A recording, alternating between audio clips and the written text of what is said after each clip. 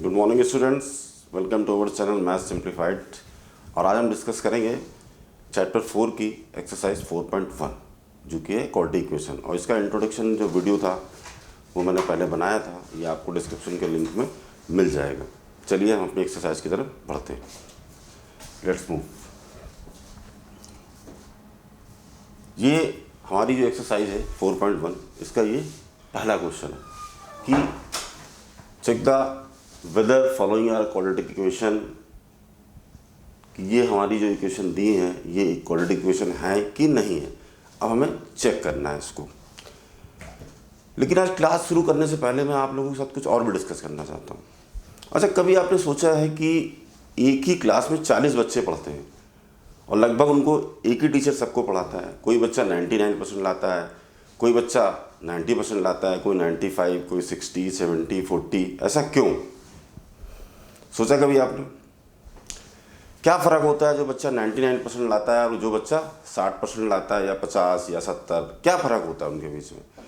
कभी इन बातों पर भी गौर कीजिए।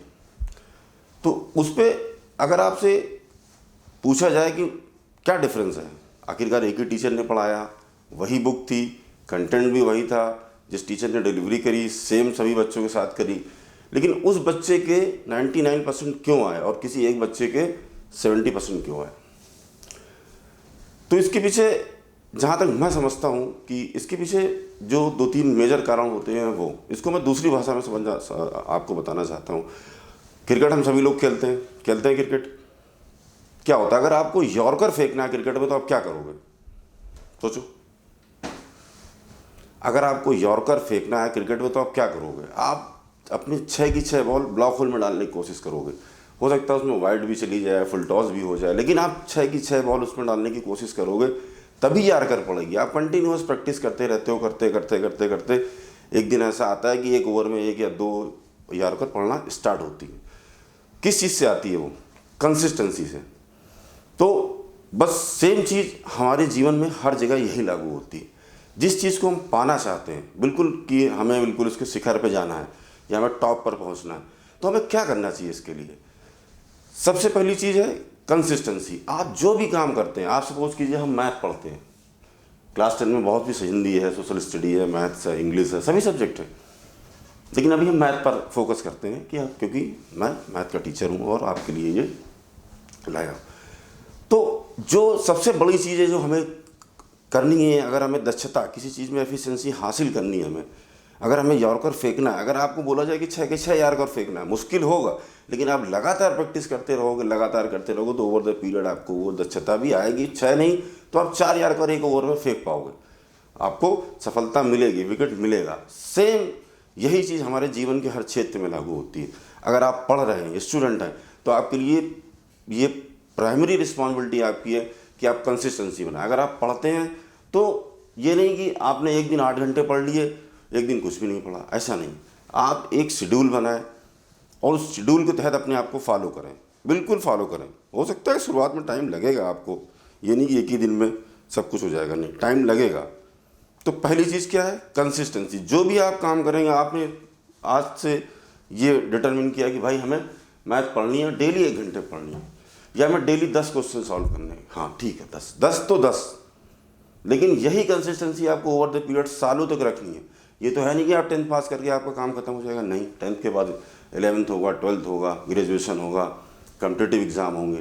तो ये जो कंसिस्टेंसी है ये आपको आज से अभी से बनाना शुरू करेंगे, तब जाके ओवर द पीरियड ये बनती है। दूसरी चीज़ आप ध्यान दीजिए कि जो बच्चा 99% ला रहा है और जो बच्चा 70, क्या फ़र्क है? वो कंसिस्टेंट है, लगातार अपनी चीज़ों को मेहनत कर रहा है, लगातार कंटिन्यू। छोटे छोटे एफर्ट ही जीवन में आपके परिवर्तन ले आते हैं। कोई बड़ा नहीं कि एक दिन आपने उठ के 20 घंटे पढ़ लिए हो और फिर महीने भर कुछ नहीं पढ़ा, नहीं। अगर आप डेली 30 मिनट पढ़ेंगे, डेली अगर आप 30 मिनट पढ़ते हैं तो आपके लिए पर्याप्त है। लेकिन डेली आपको लगना है कि मैथ लगाना, तो डेली 30 मिनट आपको मैथ लगानी, डेली नियम से लगाएंगे। तो पहली चीज़ क्या हो गई? कंसिस्टेंसी। अब दूसरी चीज़ क्या आती है? क्या फ़र्क है उस बच्चे में जो 90% लाता है? अटेंटिव है, वो कितना अटेंटिव है अपने टीचर को लेके, अपने कंटेंट को लेके, अपने फ्यूचर को लेके, अपनी तैयारी को लेके। इसलिए आपको हमेशा अटेंटिव रहना है।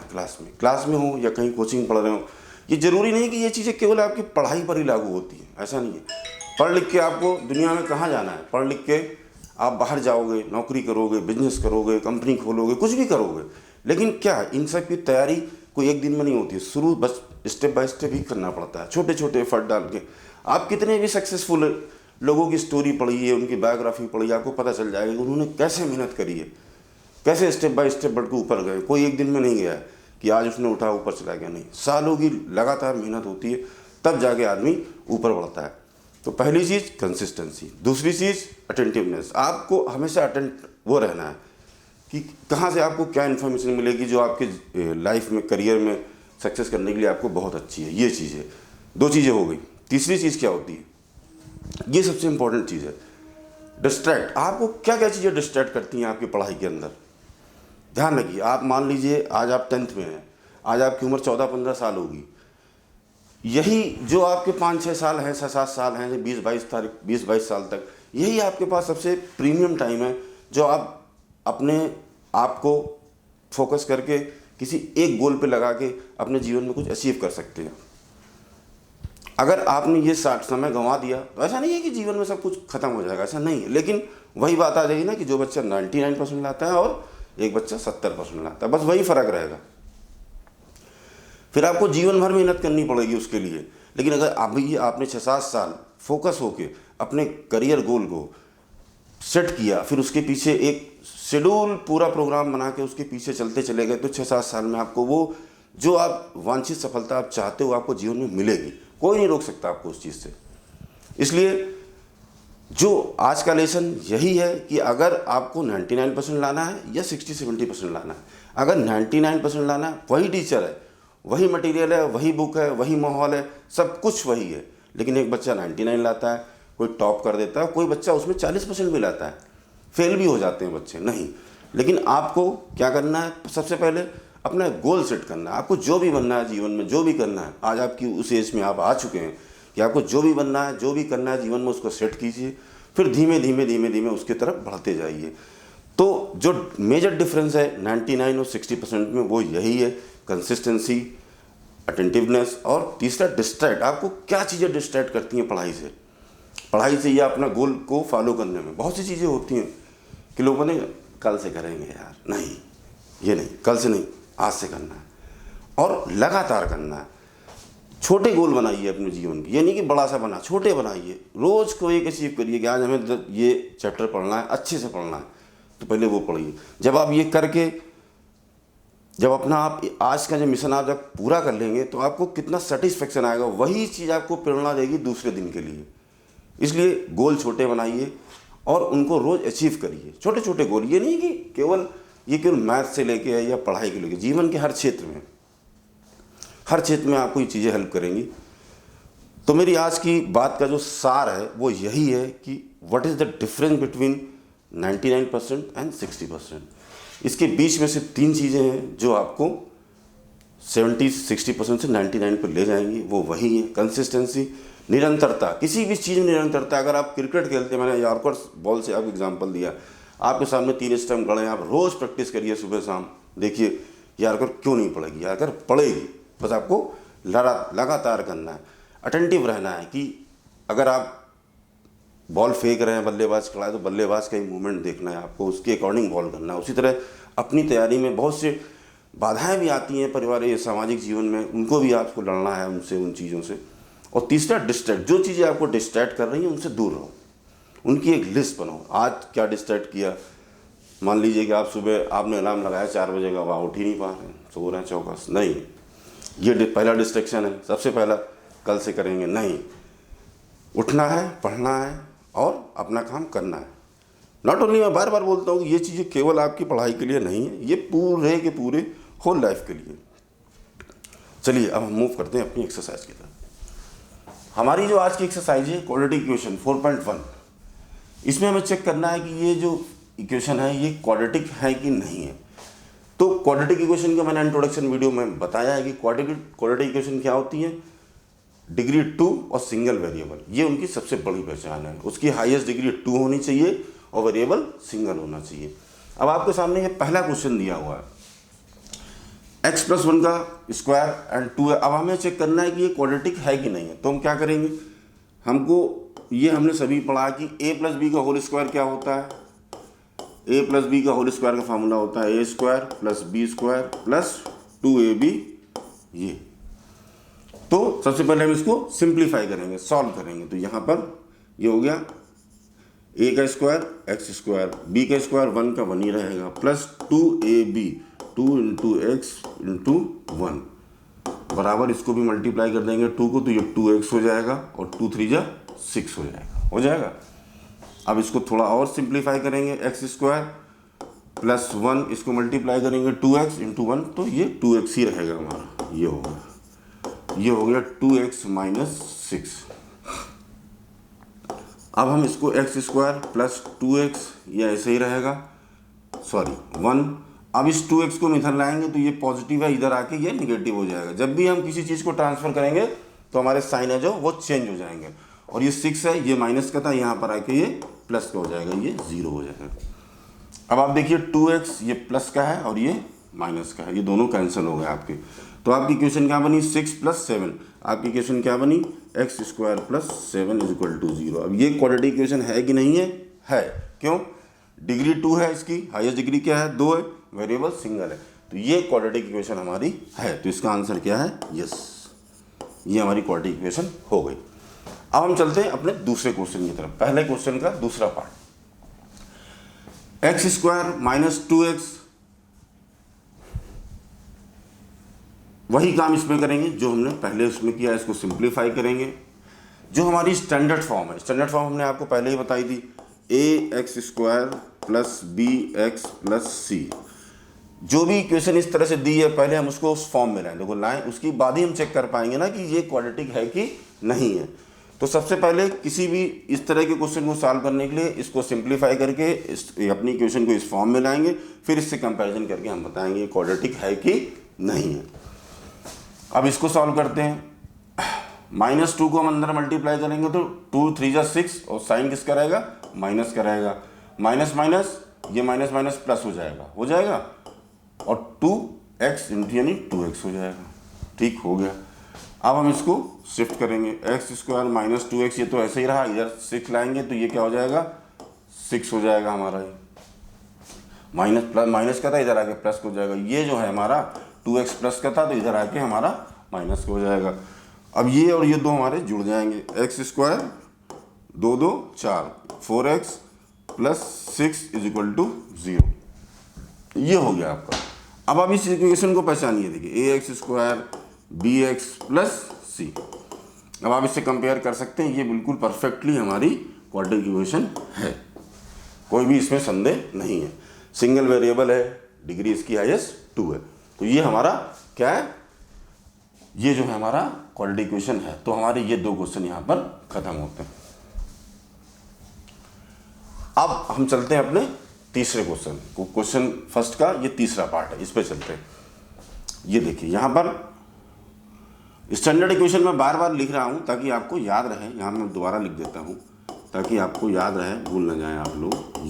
ये हमारी स्टैंडर्ड इक्वेशन है, A X square B X plus सी।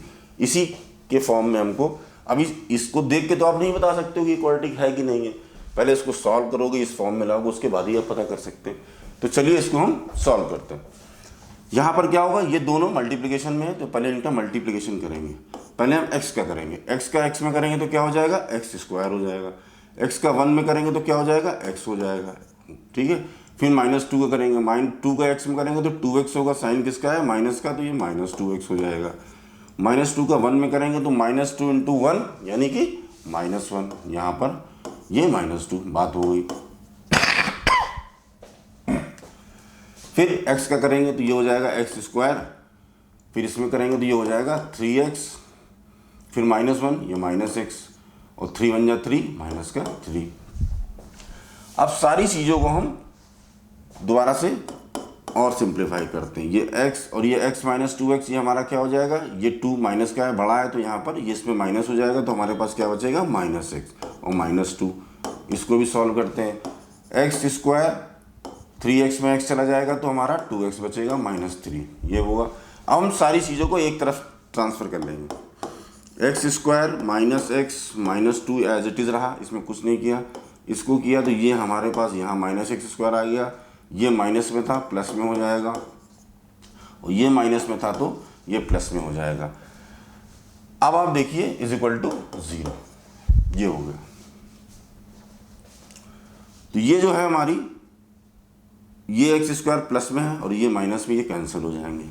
पहले से देखिए तो हमें हमारा आंसर यहीं पे मिल गया। अगर देखते हैं अगर इसको हम, क्योंकि हमारी हाईएस्ट डिग्री तो कट गई, खत्म हो गई, अब हाईएस्ट डिग्री 2 तो है नहीं, तो इक्वेशन नहीं है, बट स्टिल इसको हम पूरा सॉल्व करके यहाँ पर लिखेंगे ताकि आपको पता चले कि इसमें एग्जामिनर को पता चलना चाहिए कि भाई जो आपने किया है वो पूरी तरह सही है कि नहीं है। ये हमने काट दिया। अब ये x माइनस का था, ये 2x प्लस का है, तो यहाँ पर x प्लस का बचेगा क्योंकि ये इससे माइनस हो जाएगा। ये 3 प्लस का है, ये माइनस का है, तो यहाँ पर 1 बचेगा। तो आपके सामने क्या बचा? सिर्फ इतना बचा। क्या ये क्वाड्रेटिक इक्वेशन है? नहीं है, क्योंकि इसकी डिग्री 2 नहीं है। तो यहाँ पर लिखेंगे हम लोग कि इसकी हाईएस्ट डिग्री 1 है, यहाँ पर लिखेंगे एस जो हाईएस्ट डिग्री है इसकी is not 2, therefore it is not, ये हमारी जो है क्वाड्रेटिक इक्वेशन नहीं है। ठीक है, it is not a quadratic equation, ये हमारी क्वाड्रेटिक इक्वेशन नहीं। सॉल्व करने से हमको पता चल गया। अब हम चलते हैं अपने चौथे पार्ट की तरफ। चौथा पार्ट हमारा क्या बोलता है? सेम क्वेश्चन है जो हमने यहाँ किया है, वही हम इसमें भी सोल्यूशन निकालेंगे, इसको हल करेंगे यहाँ पर। तो पहले हम x का मल्टीप्लिकेशन करेंगे। देखिए मल्टीप्लिकेशन और इनमें बहुत ध्यान रखना है, जब ब्रैकेट बंद है तो आपको साइन का बहुत ध्यान रखना है। एक साइन आपने गलत अगर नहीं इसको मिस कर गए तो आपकी पूरी जो कैलकुलेशन है वो गलत हो जाएगी। ठीक है ना, साइन का बहुत ध्यान रखना है। ये x है, x पॉजिटिव है, कोई फर्क नहीं पड़ना है। x का इसमें करेंगे तो ये क्या हो जाएगा? 2x square. 2x को x में करेंगे तो 1x बढ़ जाएगा, ये 2x स्क्वायर हो जाएगा। फिर इसमें x के 1 में करेंगे तो ये प्लस में है, x आ जाएगा। फिर -3 करेंगे यहाँ पर, -3 2 जा 6x, और ये -3 हो जाएगा, 3 1 जा 3 और प्लस माइनस माइनस। फिर यहाँ पर x का अंदर करेंगे तो ये हो जाएगा x स्क्वायर, और ये हो जाएगा हमारा 5x। यहाँ तक कोई समस्या नहीं है, सिंपल मल्टीप्लिकेशन है। ब्रैकेट खोल दिया है और हमने मल्टीप्लिकेशन इसका कर दिया है। अब हम इसको सॉल्व कर लेंगे थोड़ा सा। 2x स्क्वायर, 6x में x जाएगा, ये माइनस का है, ये प्लस का है, ये माइनस हो जाएगा, लेकिन साइन किसके साथ बढ़ा है? माइनस वाले के साथ। तो यहाँ पर साइन क्या आएगा? -5x। -3 हमारा ऐसे ही रहेगा, और इसको हम इधर शिफ्ट कर लेते हैं, तो ये x स्क्वायर, और ये प्लस में था माइनस में हो गया, ये प्लस में है तो भी माइनस में हो जाएगा, इज इक्वल टू 0। अब इसको और फर्दर सॉल्व कर लेते हैं। 2x स्क्वायर, अगर हमें इसको और भी स्टैंडर्ड्स में लिखना है तो x स्क्वायर वाला टर्म यहाँ लिखेंगे। ये -5x है, ये भी -5x है, और ये -3 है। इसको इस तरह से लिख सकते हैं। 2x में एक x चला गया तो हमारे पास बचा x square. x square minus minus 10 हो जाएगा, ये 10x 5 ऐड हो जाएंगे माइनस में, -3। तो ये हमारी देखिए ये क्या है? ये है कि इसकी क्या है कि ये है हमारी with degree 2 and single variable है, यही डेफिनेशन होती है उसकी। तो ये हमारी क्वाड्रेटिक इक्वेशन है। लिख देते हैं इसमें, अगर आंसर हम आपको लिखना है तो लिख देना कि having degree 2 with a single variable therefore it is a quadratic equation. क्योंकि उसने पहले ही क्वेश्चन में यही पूछा है कि ये क्वाड्रेटिक इक्वेशन है या नहीं, हमें कितना ही बताना है, इसके आगे हमें सॉल्व नहीं करना है। तो यहाँ पर जहाँ पर ये है वहाँ लिख देंगे कि having degree 2 with a single variable, hence it is a quadratic equation. अगर नहीं है तो आप लिख देना it is not having a degree 2, hence it is not a quadratic equation. दो चीज़ें हैं बस, इसमें और भी कुछ नहीं करना है हमें। अब चलते हैं हम अगले पार्ट पे। ये हमारा अगला क्वेश्चन है, सेम है, ये मैं आप लोगों के लिए छोड़ता हूँ। ये जो पोर्शन है क्वेश्चन 5 है, ये मैं आपके लिए छोड़ता हूँ एज एन होमवर्क। इसको जरूर प्रैक्टिस कीजिएगा, आपको भी पता चलेगा। अब हम चलते हैं अपने 6th पार्ट की तरफ। हमारा क्वेश्चन है x² + 3x + 1 इसको हम सॉल्व करते हैं यहाँ से, तो a माइनस बी का हम जो फार्मूला है वो यहाँ पर हम खोल देंगे इसको। तो ये हो जाएगा a minus A square minus B square minus 2ab, यही होता है। अगर आपको फार्मूला नहीं आता है तो आप यहाँ भी मल्टीप्लाई कर सकते हैं। मान लीजिए a माइनस बी का होल स्क्वायर का क्या मतलब होता है, a minus B into A minus B, यही मतलब होता है। हमने 2 बार लिख दिया, आप इसको मल्टीप्लाई भी कर सकते हो। ए का मल्टीप्लाई करेंगे ए में क्या होगा, ए स्क्वायर हो गया, ये क्या होगा माइनस का ए बी, क्योंकि ये प्लस है ये माइनस है। फिर हम बी में करेंगे माइनस का ए बी हो जाएगा, और ये हो जाएगा माइनस माइनस प्लस हो जाएगा, ये क्या हो जाएगा बी स्क्वायर। तो यहाँ पर क्या हो जाएगा A square plus B square minus का 2ab, यही फार्मूला है आपका। यहाँ पर आप इसको इस तरह से भी लिख सकते हैं, कोई कन्फ्यूजन नहीं है। कोई भी चीज़ अगर नहीं आती है आपको तो उसको एलोबरेट कर लीजिए, मल्टीप्लाई कर लीजिए, रफ पेपर में कर लीजिए। उसमें ये नहीं कि याद नहीं है, आप इसको बेहतर सिंपल तरीके से सॉल्व भी कर सकते हैं, जैसे मैंने आपके सामने अभी इसमें किया कि ए का मल्टीप्लाई इसमें कर दिया ए स्क्वायर, इसमें माइनस ए बी, इधर करेंगे तो ये भी माइनस माइनस बी, ये हमारा फार्मूला बन गया। तो ये क्या होगा, ये हमारा ए है और ये हमारा बी है। तो ये क्या होगा एक्स स्क्वायर प्लस 4 2 का स्क्वायर माइनस 2a और b। तो ये हमारा क्या हो गया x square plus 3x plus 1, ये हो जाएगा एक्स स्क्वायर 2, सॉरी यहाँ पर हमने 2 लिखना था, हमने गलती से b लिख दिया, ठीक है ना। तो ये हो गया प्लस 4 और माइनस 4x, 2 2 4 4x। अब हम सबको इधर शिफ्ट कर लेंगे, X square plus 3x plus 1 तो ऐसे ही रहा, इसको ले आएंगे तो ये एक्स स्क्वायर माइनस का हो जाएगा, ये माइनस का हो जाएगा और ये प्लस का हो जाएगा, इज इक्वल टू 0। अब देखिए, अब इसको और भी थोड़ा सा हम ये जो टर्म्स एक दूसरे से माइनस या प्लस होंगे उनको एक साथ लिख देंगे तो हमारे लिए ज़्यादा बेहतर होगा। 3x plus 4x plus 1 minus 4 is equal to 0। अब ये एक्स स्क्वायर तो कट जाएगा आपका, ये क्या बचा 7x और माइनस 3। तो यहाँ पर क्या है, वेरिएबल तो सिंगल है लेकिन डिग्री 2 नहीं है, तो यहाँ पर हम क्या लिखेंगे कि ये इधर ये कि having no degree 2 hence it is not a quadratic equation, ये जरूर लिखना है आपको आखिरी के आंसर में। तो ये जो हमारा पहला क्वेश्चन था 4.1 एक्सरसाइज का, ये हमारा क्वेश्चन जो है यहाँ पर कंप्लीट होता है। अब हम चलते हैं अपने इस क्वेश्चन की तरफ, दूसरे क्वेश्चन की तरफ चलते हैं हम लोग यहाँ पर। अब देखिए यहाँ पर आपको क्या मिला है, क्यूबिक के फार्मूले आ गए, एक्स प्लस 2 की cube plus 2x square x. अब यहाँ पर आपको सॉल्व करना है, आपको पता चलना चाहिए कि इसमें कि ये क्वाड्रेटिक इक्वेशन है कि नहीं है।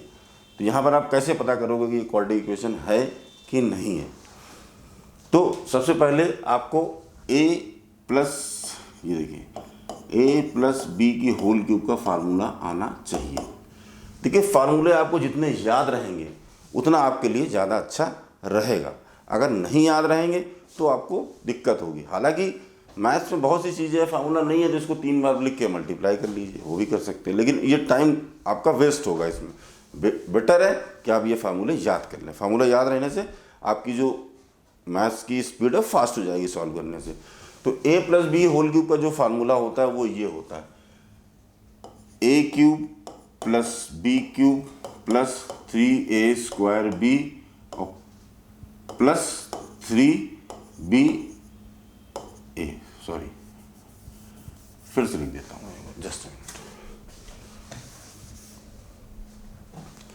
ये जो हमारा फार्मूला है a प्लस बी की होल क्यूब का, इसका फार्मूला है a cube plus B cube plus 3a square B plus 3ab square, ये इसका फार्मूला है। सिंपल है, इसमें इतना दिमाग आपको नहीं लगाना, ये इसका फार्मूला है। अब इसको हम सॉल्व करते हैं, ठीक है। फार्मूला क्या है, a cube plus B cube. अब हम इसको मान लेते हैं कि ये हमारा a है और ये हमारा b है।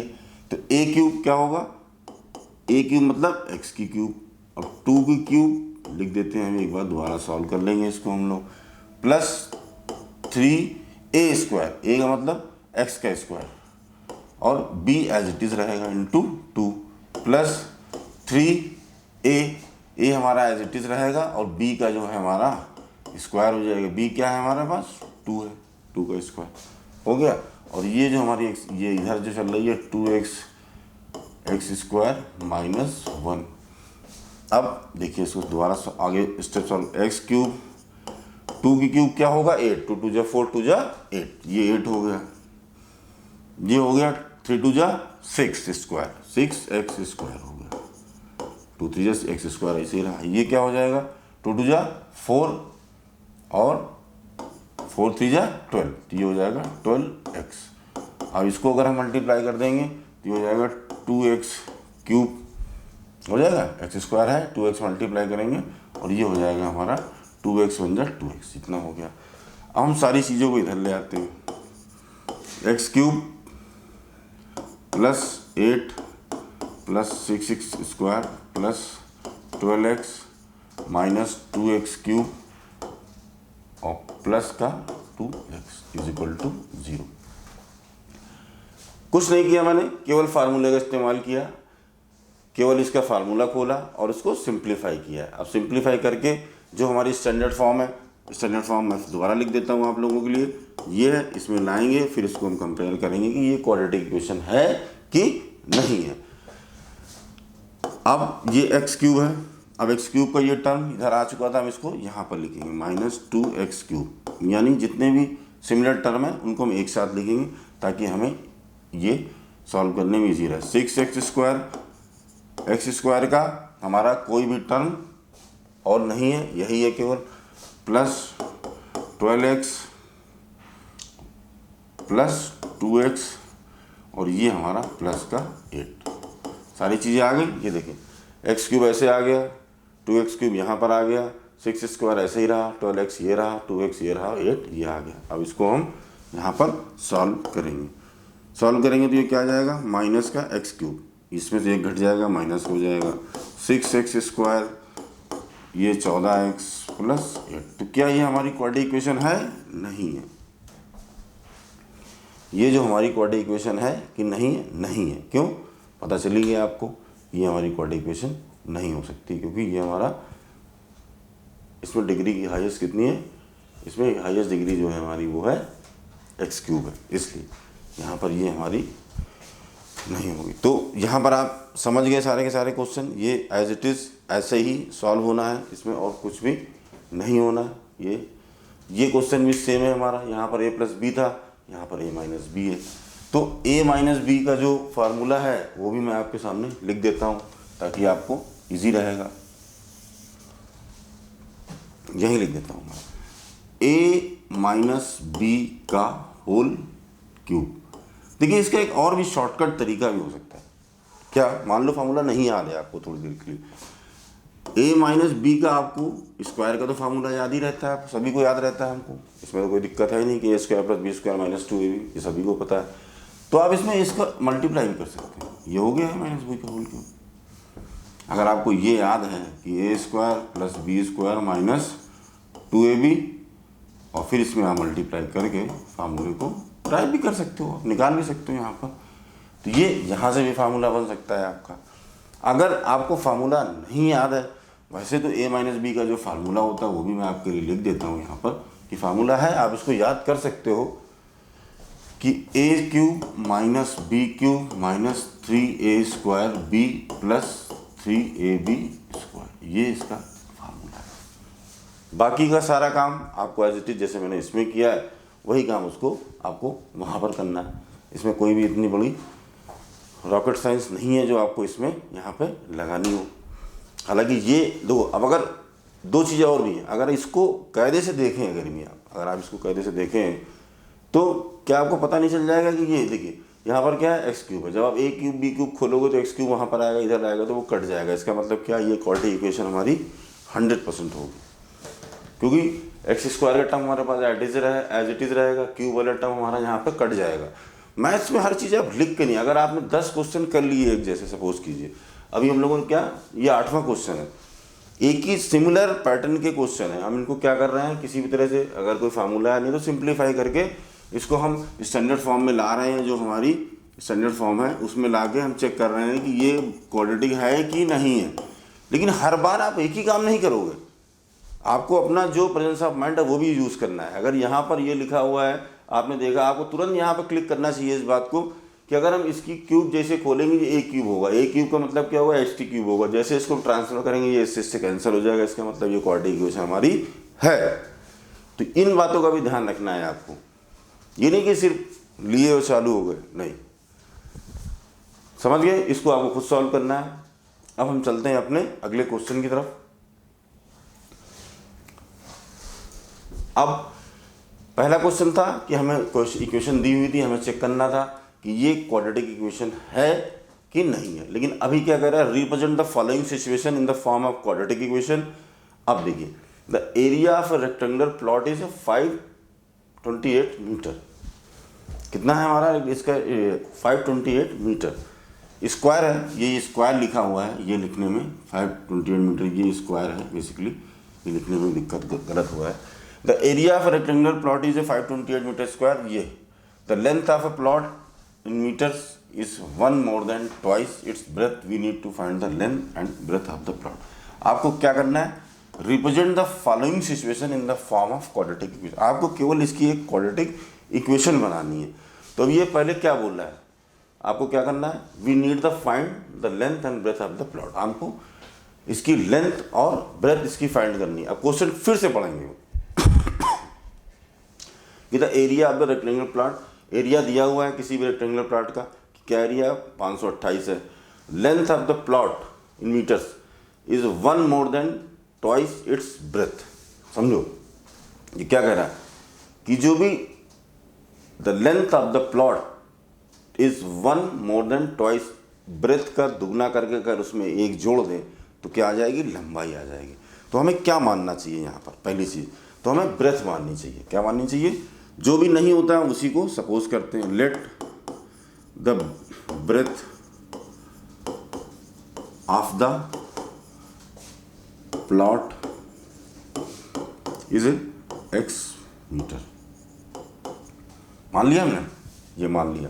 तो ब्रेथ तो आपने मान लिया, अब आपको क्या निकालनी है, लेंथ निकालनी है। क्या निकालनी है, लेंथ निकालनी है। वो क्वेश्चन फिर को दोबारा से हम इसको फिर से पढ़ेंगे क्वेश्चन को कि वो क्या कह रहा है। The length of the plot is 1 more than twice is breadth. तो आपकी ब्रेथ कितनी है, x है। अगर हम इसको डबल कर दें, क्या कर दें, ये देखिए ब्रेथ का हमने डबल कर दिया और इसमें अगर हम एक ऐड कर दें तो क्या आ जाएगी हमारे पास, लेंथ आ जाएगी। आ जाएगी नहीं आ जाएगी। ब्रेथ तो आपने मान ही लिया कि x मीटर है, लेंथ आपने निकाल ली, वहाँ से निकाल ली। अब ये क्या कहता है, एरिया, रेक्टेंगुलर का एरिया क्या होता है, सभी को पता है रेक्टेंगुलर एरिया क्या होता है, L into B, length into breadth. ये हमारा रेक्टेंगुलर का एरिया होता है। ये इसने ऑलरेडी दे रखा है 50, यानी आपके पास लेंथ कितनी है, आपकी लेंथ है 2x + 1 और ब्रेथ कितनी है आपकी, x है। ये दोनों कितने के बराबर होंगे, 520, सॉरी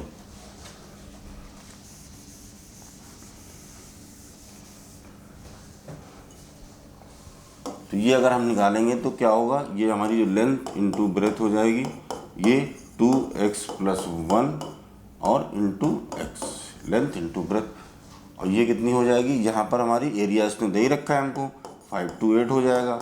इसको मल्टीप्लाई करेंगे तो ये 2x² + x, ये आ जाएगा 528 को उधर ले जाएंगे हम, 2x² + x माइनस 528 = 0। यही क्वेश्चन का आंसर है। फिर मैं एक बार आपको रिपीट करता हूँ। देखिए क्वेश्चन क्या कह रहा है, जो भी सिचुएशन है उसको क्वाड्रेटिक फॉर्म में हमको एक्सप्रेस करना है, केवल एक्सप्रेस करना है और सॉल्व नहीं करना है, एक्सप्रेस करना है, रिप्रेजेंट करना है। अब उसने बोला कि एक रेक्टेंगुलर प्लॉट है जिसका एरिया 528 है और उसने एक रिलेशन दिया कि भाई लेंथ जो है वो ब्रेथ के डबल्स में अगर एक ऐड कर दें, ब्रेथ को जितनी भी चौड़ाई है उसको दुगना करें और उसमें एक जोड़ दें तो हमारी लेंथ आ जाती है। The length of the plot is 1 more than twice is breadth. तो हमने क्या किया, हमने ब्रेथ को मान लिया कि भाई सपोज कि हमारी ब्रेथ कितनी है, x मीटर। फिर हमने उसको डबल किया, 2x किया, उसमें ऐड कर दिया तो हमारी क्या आ गई, ये हमारी लेंथ आ गई। लेंथ आ गई, फिर रेक्टेंगुलर के जो एक किसी भी रेक्टेंगुलर का क्षेत्रफल का फार्मूला लेंथ इंटू ब्रेथ होता है, वहाँ हमने उसकी वैल्यू रख दी और वहाँ से हमने इसको क्वेश्चन को सॉल्व कर लिया। ये हमारे पास इक्वेशन आ गई वहाँ से, ये हो गया। अब हम चलते हैं अपने दूसरे क्वेश्चन की तरफ। क्या बोल रहा है, the product of two consecutive positive integer is 306, we need the find the integer. किसी भी दो कंसेक्यूटिव पॉजिटिव, कंसेक्यूटिव का मतलब आप समझ लगातार, जैसे 1 2 ये करना 3 4 15 16 इस तरह कंसेक्यूटिव लगातार। The product of two consecutive positive integer is 306, we need the following. अब तो आपको दो मानने हैं तो क्या हमने क्या बोला, 15 16 17 18 23 24, यानी अगर हम एक इंटीजर मान लें अपना, लेट द वन जो इंटीजर है हमारा b इज x, तो दूसरा क्या होगा, कंसेक्यूटिव है, इसका मतलब क्या होगा, जो हमारा दूसरा होगा, दूसरा जो इंटीजर होगा वो क्या होगा, वो होगा x प्लस 1, क्योंकि कंसेक्यूटिव जो भी होगा उसमें एक ऐड कर देंगे, दूसरा इंटीजर आ जाएगा हमारे पास, सिंपल है। तो यहाँ पर हमने दोनों इंटीजर निकाल लिया। अब ये क्या बोलता है कि product of two consecutive, product का मतलब क्या होता है, मल्टीप्लिकेशन। तो अगर हम दोनों कंसेक्यूटिव का मल्टीप्लिकेशन कर दें यहाँ पर ये, तो हमारे पास कितना आ जाएगा, 306 आ जाएगा। यही तो बोल रहा है ये क्वेश्चन कि the product of two consecutive positive integer is 306। तो हमने यहाँ पर इसका मल्टीप्लिकेशन कर दिया। अब हम इसको थोड़ा सिंप्लीफाई करके सॉल्व कर देंगे। इसका मल्टीप्लाई करेंगे, x को जाएगा तो x स्क्वायर हो जाएगा plus x is equal to 306। तो यहाँ पर x square plus x minus 306 is equal to 0। यही है आपका आंसर, वेरी सिंपल। क्वेश्चन को ध्यान से पढ़ना है, क्योंकि आपका जो आंसर है वो क्वेश्चन में ही छिपा है कि प्रोडक्ट, आपने क्वेश्चन को ध्यान से पढ़ा समझा और आपका आंसर आपके सामने आ चुका है यहाँ पर। ये आपका दूसरा पार्ट था। अब हम चलते हैं अपने तीसरे पार्ट की तरफ। इसमें कुछ भी नहीं है, फिर मैं दोबारा बता देता हूँ। क्वेश्चन को आपको ध्यान से पढ़ना है। जो भी इस तरह के क्वेश्चन होंगे उनको पहले आप ध्यान से पढ़ेंगे, क्योंकि उन्हीं में उसका सोल्यूशन छुपा हुआ है। कि पहले आपने बोला कि उसने कि ये कंसेक्यूटिव है। अब ये जो कंसेक्यूटिव वर्ड है, अगर आप इसको नहीं पकड़ पाते तो कभी आप दूसरा इंटीजर निकाल ही ना पाते। इसलिए ये वर्ड पकड़ना है, क्वेश्चन को ध्यान से पढ़ना है। यहीं पर आपको क्या है, जो अटेंशन देनी है क्वेश्चन में, यहीं पर देनी है। अगर आप इसको हल्के में ले लेंगे तो फिर आप सॉल्व करते रह जाएंगे, आंसर आपको मिलेगा नहीं। इसलिए टू कंसेक्यूटिव यानी कि लगातार, यानी कि हमने एक माना, दूसरा हमने +1 ऐड कर लिया, दो इंटीजर मिल गए, दोनों का उसने मल्टीप्लिकेशन बोला था, हमने मल्टीप्लिकेशन कर दिया। मल्टीप्लिकेशन का रिजल्ट होगा 306, वो हमने इसके बराबर कर दिया, इसको सॉल्व कर दिया। हमें केवल इक्वेशन बनानी है, सॉल्व तो करना है नहीं इनको। तो ये हमारा इसका वो होगा। अब ये 4.1 का थर्ड पार्ट है। Rohan's mother is 26 years older than him. The product of their age 3 years from now will be 360. We would like to find Rohan's present age. इसमें क्वेश्चन में बोल रहा है कि रोहन की माता जी 26 साल बड़ी हैं उससे। Rohan's mother is 26 year older than him. Rohan की माता जी रोहन से 26 साल बड़ी हैं। फिर उसने बोला आज से 3 साल के बाद उन दोनों की एज का अगर मल्टीप्लिकेशन क्या होगा, रिजल्ट क्या होगा, 360। The product of their age is 3 years from now. आज से 3 साल के बाद, 3 years फ्रॉम नाउ, आज से 3 साल के बाद उनके दोनों की एज का जो मल्टीप्लिकेशन होगा उसका रिजल्ट क्या होगा, 360। अब हमें रोहन की एज को फाइंड आउट करना है। ठीक है, अच्छी बात है, कर लेते हैं हम लोग। तो सबसे पहले हमें क्या मानना है, देखो हमने बार बार बताया है कि जो चीज़ हमें निकालनी है वही हमें मान लेनी है। तो यहाँ पर हम मानेंगे लेट्स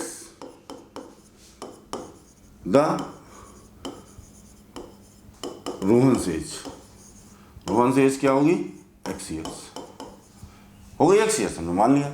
वही वो कह रहा है। अब वो क्या कह रहा है कि रोहन की माँ रोहन से 26 साल बड़ी है। सिंपल है, रोहन की एज ये है तो उसकी जो मदर्स की एज होगी क्या होगी, जो उसकी मदर्स एज है वो क्या होगी, रोहन की उम्र में 26 साल जोड़ दो। अगर रोहन 1 साल गया तो उसकी माता जी 27 साल की होंगी, सिंपल सी बात है। 26 साल उससे बड़ी है, कोई बात नहीं, ये हो गया। अब वो क्या कह रहा है, प्रोडक्ट ऑफ इनके 3 साल बाद। अब 3 साल बाद क्या, अब यहाँ पर लिखोगे आप आफ्टर 3 ईयर्स। यहाँ पर सिचुएशन को आपको बड़े बोल्ड अक्षरों में लिखना है। अगर यही क्वेश्चन पेपर में आ गया तो आपको इसमें लिखना पड़ेगा आफ्टर 3 ईयर्स। रोहन से क्या होगी, आफ्टर 3 ईयर्स जो रोहन है वो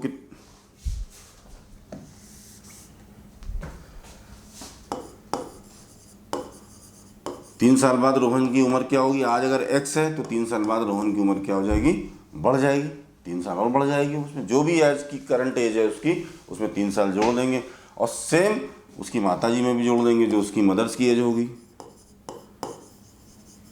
मदर्स की एज आज सपोज कीजिए x + 26 है, तो उसमें 3 और भी ऐड हो जाएगा। अब क्या बोल रहा है वो कि प्रोडक्ट ऑफ, ये 3 साल बाद हमने निकाल लिया, अब इनका प्रोडक्ट कर देते हैं। प्रोडक्ट का मतलब मल्टीप्लिकेशन। तो ये एक x + 3 है और ये हमारा क्या है x + 29 हो जाएगा, जुड़ जाएगा, तो = 360। उन दोनों की प्रोजेक्ट का रिजल्ट क्या होगा, 360 होगा। अब वही कहानी जो हम पिछली बार से करते चले आ रहे हैं, हमने इसको सिंप्लीफाई कर देना है और सॉल्व करना है। सॉल्व करते हैं हमें पता चल जाएगा कि इसकी इक्वेशन का हल क्या है। हमें तो केवल इसका बस वो आंसर वही निकालना है, केवल कुछ निकालना है। इसमें मल्टीप्लिकेशन कर देंगे, x² + 29x। पहले एक का मल्टीप्लाई करना, हमेशा ध्यान रखना। x का करेंगे तो x² हो जाएगा, 29x हो जाएगा, प्लस फिर 3 का करेंगे, 3 का करेंगे तो 3x हो जाएगा, और 29 3 जा कितना होता है, 87। देखिए मल्टीप्लिकेशन, एक चीज़ और भी है मैथ्स में। आप लोग जब मैथ पढ़ते हैं तो फ्रीक्वेंट मल्टीप्लिकेशन, एडिशन, ये सब आता है, लेकिन शायद ही मुझे लगता है कि अगर 100 बच्चे इस वीडियो को देख रहे होंगे तो हो सकता है कि 10 या 20 बच्चों को 29 का टेबल आता होगा, या उनकी कैलकुलेशन फास्ट होगी कि उतनी देर उसको कैलकुलेट कर पाएँ। तो इसका एक बहुत आसान तरीका भी है। जब भी कभी आपको इस तरह का मल्टीप्लिकेशन मिले, मान लो 39 3 जा, ये थोड़ा सा टफ है। 3 का तो याद है लेकिन 29 तक नहीं याद है। 29 का किसी को टेबल बहुत कम लोगों को याद होता है। तो जब भी मल्टीप्लिकेशन करना हो, आप हमेशा ध्यान रखना, इसको हमेशा 0 के नियर ले जाओ। ये क्या हो जाएगा, 30 कर दो इसको, 33 जा, अब आसान हो गया, 90 हो गया, 90 में 3 कम कर दो, आपका आंसर चुटकियों में आ जाएगा। मल्टीप्लिकेशन की सबसे ईजीएस्ट ट्रिक यही होती है कि आप जब भी इस तरह के मल्टीप्लिकेशन में आए, हमेशा ध्यान रखें कि आप उसको 0 के नज़दीक ले जाएं, जो भी उसका नियरेस्ट 0। सपोज ये 21 होता तो हम इसको 20 कर लेते हैं, क्योंकि अब आपके लिए आसान है पढ़ना। 3 3 जा 9, काम खत्म। 3 का टेबल तो सभी को आता है, इसमें तो कोई डाउट है नहीं। और कितना, 3 कम कर दिया उसमें। भाई 29 यहाँ करना था, हमने 30 कर दिया, तो हमने क्या करना है, एक ही संख्या बढ़ाई, 3 बार कम कर दिया, 87 आ गया। तो यहाँ पर ये 87 आ गया, और ये 360 तो हमारा एज इट इज चल ही रहा है। अब हम इसको और थोड़ा सा x², 29 में 3 ऐड होगा, 32x हो जाएगा, प्लस 87 माइनस 360 बराबर 0। अब जो भी इसमें माइनस करके आएगा आप लिख देंगे, वही आपकी क्वाड्रेटिक इक्वेशन होगी। ये आपका, यहाँ पर आपने ये इसको कर लिया। ये अब ये हमारा लास्ट क्वेश्चन है इस एक्सरसाइज का, 4.1 का। A train travel a distance of 480 kilometre at a uniform speed. एक ट्रेन 480 किलोमीटर पर घंटे के हिसाब से a train travel a distance, एक ट्रेन कवर करती है 480 किलोमीटर की दूरी एक यूनिफॉर्म स्पीड, मतलब सेम स्पीड पर वो चलती है। If the speed had been 8 km/h less कर दें, then it would have taken 3 hours more to cover the same distance. We need to find the speed of the train. देखिए ये question थोड़ा सा रोचक है, अलग है और रोचक है। इसमें आपको थोड़ा सा ध्यान देना पड़ेगा।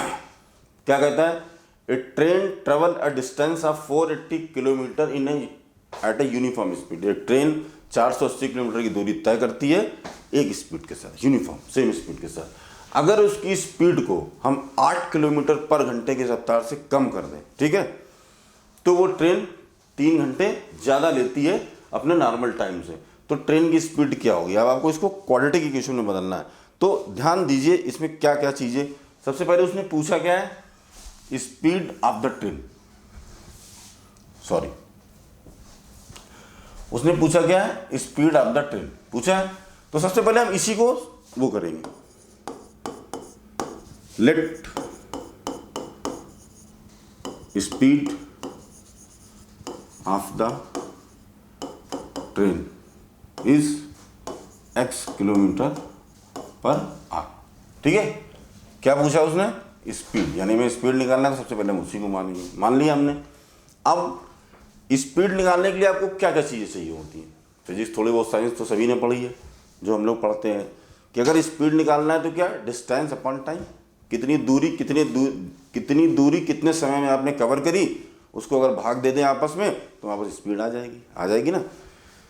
स्पीड आपने मान लिया, स्पीड आपके पास कितनी है, x किलोमीटर है। डिस्टेंस कितनी है, डिस्टेंस आपको पता ही है, टोटल डिस्टेंस उसने लिखी है कि 480 किलोमीटर उसने चलना है पूरा, तो डिस्टेंस कितनी है, 480 किलोमीटर है आपके पास है। स्पीड आपने निकाल ही ली है। अब आपको क्या चाहिए, टाइम चाहिए। अगर टाइम मिल जाएगा तो आपके सारी सोल्यूशन जो है वो हल हो जाएंगे। उसके बाद अब टाइम, जो इसकी नॉर्मल स्पीड क्या होगी, देखो लेट द स्पीड, हमने मान लिया कि भाई ट्रेन की जो स्पीड है उतनी है, लेकिन अब इसकी नॉर्मल स्पीड क्या है, जो कह रहा है कि 480 किलोमीटर ये चलता है एक यूनिफॉर्म स्पीड से। तो डिस्टेंस और अब हमें टाइम निकालना है इसका ना। स्पीड तो आपने मान ही ली है, अब हमें क्या निकालना है कि जो नॉर्मल टाइम वो लेगी ट्रेन, लेगी ना। नॉर्मल टाइम क्या लेती है, टाइम का मतलब क्या होता है, अगर देखिए आप लोग, क्या होता है टाइम का, ये क्या होता है, स्पीड का फार्मूला क्या होता है, डिस्टेंस अपॉन टाइम। लेकिन अगर आप टाइम का फार्मूला निकालना हो आपको तो क्या होगा, रिप्लेस कर दीजिए इसको, डिस्टेंस अपॉन स्पीड, तब भी तो टाइम ही आ जाएगी आपके पास। भाई स्पीड कैसे निकलती है, अगर आप 50 किलोमीटर 2 घंटे में चलते हैं तो 50 को 2 से भाग देंगे तो क्या आ जाएगा, 25, यानी कि आपकी स्पीड क्या है, 25 किलोमीटर पर घंटे। यही तो मतलब हुआ इसका, speed is equal to distance upon time. लेकिन अगर आपको टाइम निकालना है तो डिस्टेंस अपॉन स्पीड। आप अगर 480 किलोमीटर की दूरी आपको तय करनी है, आपकी स्पीड इतने में दोनों को डिवाइड करेंगे तो टाइम आ जाएगा आपके पास। तो सिंपल है, इसमें कन्फ्यूजन की कोई भी गुंजाइश नहीं है। ये हो गया। तो नॉर्मल टाइम क्या होगा हमारा, दूरी कितनी है हमारे पास 480, स्पीड कितनी है हमारे पास x है, आ गया। यही तो निकालना है हमको, डिस्टेंस से हमने स्पीड को डिवाइड कर दिया तो हमारे पास नॉर्मल टाइम निकल के आ जाएगा यहाँ पर। अब इसकी क्वेश्चन देखो, अब ये क्वेश्चन क्या बोलता है, टाइम, ये तो नॉर्मल टाइम था जो वो लेगी, जो कह रही है यूनिफॉर्म स्पीड से। अगर उसकी स्पीड को टाइम व्हेन स्पीड जो है आपकी 8 किलोमीटर पर आवर के हिसाब से हम कम कर दें, कह रहा ना कि अगर हम कम कर दें तो क्या होगा, वो यहाँ पर तब क्या हुई, टाइम क्या होगा भाई, x था, स्पीड कितनी थी x, अब उसको हम कितना कम कर रहे हैं 8 किलोमीटर पर आवर के हिसाब से, काम खत्म हो गया आपका। x थी तो अब क्या होगा, डिस्टेंस तो हमारी वही रही, डिस्टेंस हमारी वही रही, लेकिन जो स्पीड थी उसमें 8 कम हो जाएगा। स्पीड हमने क्या मानी थी, x किलोमीटर नॉर्मल स्पीड जो यूनिफॉर्म थी, लेकिन उसको अगर हम 8 से कम कर दें तो कैसे होगा, यही तो होगा। तो time when speed is less than 8 kilometre our जब चल जाएगी नॉर्मल स्पीड से तो ये आ जाएगी। तो एक आपको ये इक्वेशन मिल गई, एक आपको ये मिल गई। अब वो क्या कह रहा है कि then it would have taken 3 hours more, वो क्या करेंगे 3 घंटे ज़्यादा लेंगे। तो अब इसको हमें आगे सॉल्व करना है केवल, क्या होगा, ज़्यादा का मतलब क्या होगा, इससे और इसके बीच में जो दूर डिस्टेंस है, इसके उसके बीच में क्या है, ये देखिए, एक जब वो ज़्यादा समय लेती है, कितना, जब हम 8 घंटे उसमें कम कर 8 किलोमीटर पर आवर कम कर देते हैं, एक उसकी नॉर्मल स्पीड है। अब दोनों का जो हमारा डिफरेंस है वो कितना होगा, 3 होगा, वही तो कह रहा है। अब वो दोनों का जो हमारा डिफरेंस होगा वो कितना होगा, यही होगा। अब इसके बाद आपको सॉल्व करना है, इसमें कुछ नहीं है, इसका एलसीएम लेना है, ये x - 8 और इसको क्रॉस मल्टीप्लिकेशन करना है, बाकी तो सॉल्व है, आप इसको खुद भी सॉल्व कर सकते हैं। सोल्यूशन का जो तरीका है, क्वेश्चन अच्छा है, इसको ध्यान से पढ़ें और फिर से दोबारा एक बार समझें।